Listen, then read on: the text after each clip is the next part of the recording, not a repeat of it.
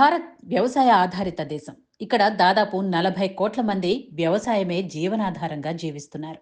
ఇది ప్రపంచ దేశాలన్నిటికంటే కూడా చాలా ఎక్కువ. పైగా వ్యవసాయం అనేది మన జీడిపిలో 25% వరకు ఉంది. అందుకే మోడీ సర్కార్ మన దేశం పారిశ్రామిక రంగాన్ని అభివృద్ధి చేస్తూనే ఈ వ్యవసాయ రంగాన్ని మరింత అభివృద్ధి చేస్తున్నారు. ఈ క్రమంలోనే కొత్త కొత్త విధానాలను భారత్కు పరిచయం చేస్తోంది. వరి, గోధుమలే కాకుండా సరికొత్త వాణిజ్య పంటలను ప్రోత్సహిస్తున్నారు. అలాగే ఈ వ్యవసాయానికి టెక్నాలజీని కూడా జత చేస్తున్నారు. ఈ మధ్యకాలంలో మన తెలుగు రాష్ట్రాల్లో కూడా పొలాలకు మందులు కొట్టేందుకు డ్రోన్లను వాడుతున్నారు. ఫలితంగా మన దేశం వివిధ రకాల ఆహార పంటలు, అదేవిధంగా వాణిజ్య పంటలు పెద్ద ఎత్తున పండిస్తున్నారు. దిగుబడి కూడా ఇంతకు ముందు కంటే రెట్టింపైంది. ఈ విధంగా రైతులు పండించే పంటలు మన దేశానికి సరిపోను ఇంకా మిగులుతున్నాయి. మరి వాటిని అమ్మేందుకు మార్కెట్ క్రియేట్ చేసే బాధ్యత మోడీ ప్రభుత్వంపైనే ఉంది. ప్రస్తుతం మోడీ ప్రభుత్వం కూడా అదే చేస్తోంది. ఇందులో భాగంగా మోడీ మొన్న బ్రిటన్ పర్యటనకు వెళ్ళినప్పుడు అక్కడ స్వేచ్ఛ వాణిజ్య ఒప్పందం చేసుకున్నారు. ఇక్కడ అసలు విషయం ఏంటంటే, బ్రిటన్ వాళ్ళు ఆహారంపై ఎక్కువగా ఖర్చు పెడతారు. ఇక్కడ జీవించే ప్రజలు ఏడాదికి 10 లక్షల రూపాయలు కేవలం తినడం కోసం ఖర్చు చేస్తారట. ఈ బ్రిటన్ జనాభా దాదాపు 7 కోట్ల వరకు ఉంటుంది.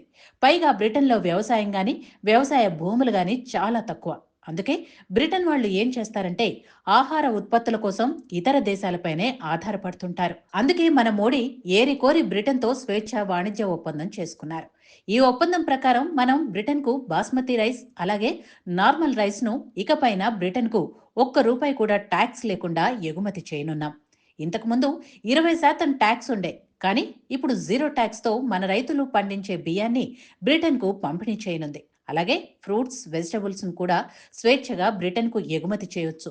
ఇకపోతే మన దేశంలో విపరీతంగా పండే వాణిజ్య పంటలు పసుపు, మిరియాలు, యాలకలు, ఇతర మసాలా దినుసులు కూడా ఎలాంటి ట్యాక్స్ లేకుండా ఎగుమతి చేసుకోవచ్చు. వీటి ద్వారా మన రైతులు లక్షల రూపాయలు సంపాదించుకోవచ్చు. ఈ సముద్ర ఉత్పత్తుల విషయానికి వస్తే, ఇప్పటి వరకు ఈ రకమైన ఉత్పత్తుల కోసం బ్రిటన్ చైనా మీదనే ఆధారపడుతూ వస్తోంది. కానీ ఇకపైన రొయ్యలు, చేపలు, డోనాఫిష్ ఇక నుంచి భారత్ నుంచే కొనుగోలు చేయనుంది బ్రిటన్. దీని ద్వారా సముద్రంపై ఆధారపడి బతుకుతున్న వారికి లాభం చేకూరనుంది. పాల ఉత్పత్తులకు 70% ట్యాక్స్ విధించేది బ్రిటన్. వీటిని కూడా ఎత్తేసింది. దీంతో మన దేశ ఎగుమతి ఉత్పత్తులు ఏకంగా $100 బిలియన్ చేరుకోనుంది. ఈ నిర్ణయంతో ఖచ్చితంగా రైతులకు లాభం చేకూరనుంది.